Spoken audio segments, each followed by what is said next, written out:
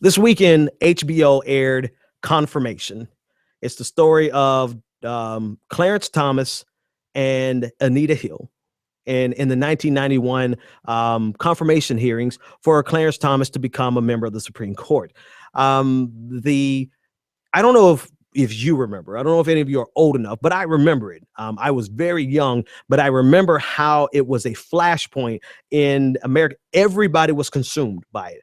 Every television was tuned into it. Every major network carried it, and it was a major deal. Anita Hill was testifying about the sexual harassment that she suffered at the hands of Clarence Thomas, and essentially, she found herself at the center of a unprecedented, at least publicly, an unprecedented smear campaign, character assassination, and an act of theater of Washington D.C. theater, where it really she thought she was going there to testify, but really it was all a part of a dog and pony show to her detriment. What wasn't inside of not the documentary, but the movie, was the role the people in the background played of why this character assassination took place and how it became about Anita Hill being cast as a woman who's being used by white supremacy to pull down a black man trying to make way into the political fray and into the history books by virtue of becoming a Supreme Court justice. Instead of being a case about sexual harassments on the merits, it became about a black man's plight. Now, I remember this very, very, very vividly because people I knew were divided on this, because some people saw Clarence Thomas for what he was, being this conservative replacement to Thurgood Marshall,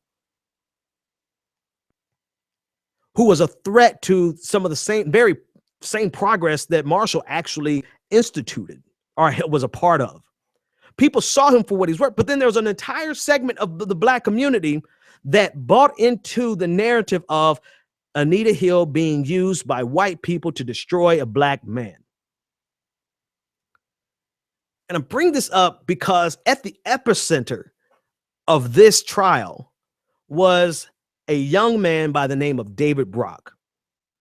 And David Brock helped execute, not only during the trial, but after the hearings, not only during the hearings, but after the hearings, he helped execute this character assassination, wrote a book. I think the title of the book was The Real Anita Hill, where he began, it was based on an article that he had already written in the American Spectator, basically saying that Anita Hill was a little bit nutty and a little bit slutty, essentially saying that she was the one coming on to Clarence Thomas and that she's crazy and that she's not credible. And he went through hurdles to assassinate the character of Anita Hill.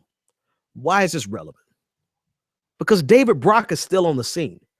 And what he did in the 90s, the early 90s, to attack and destroy the character of Anita Hill to the benefit of conservatism in America, to the benefit of the Republican Party, he was later conscripted into Team Clinton and became the #1 political assassin for Hillary Clinton and Bill Clinton. What he did in the 90s for the Republican Party, he started doing in the late 90s, 2000s for Bill and Hillary Clinton, and he's still doing it for them today. And the same race manipulations that he engaged in to the benefit of the Republican Party in the 90s, he's doing the same play today. David Brock is behind a lot of organizations, Blue Nation Review, Media Matters, Correct the Record. He's behind the PAC that supports Hillary Clinton. He's behind quite a few organizations. And he's using that political capital to stir narratives about Bernie Sanders having a race problem. But if you will remember early in this year, in this race, David Brock was the one who said that based on this Iowa ad, and this is just one of the many things he's done in this election, based on the Iowa ad from Bernie Sanders does not have enough black faces in this ad. Therefore, Bernie Sanders does not believe Black Lives Matter. Now, once he left the Republican Party and came to the Democratic Party and came to serve Hillary and Bill Clinton, he recanted everything that he said about Anita Hill. He said that it was all lies. He knew he was lying, and he printed it anyway. And he admitted that he was a willing, this is quote, a willing cog in the Republican machine, knowing, willingly doing character assassination against Anita Hill for the benefit of the Republican Party, amongst other cases. But it's just the irony that this is something that was aired this weekend. And here he is doing the same exact race manipulations in 2016 as he did in 1991. It's just so happened that he's doing it on behalf of Hillary Clinton, which circles back to the same question I asked before.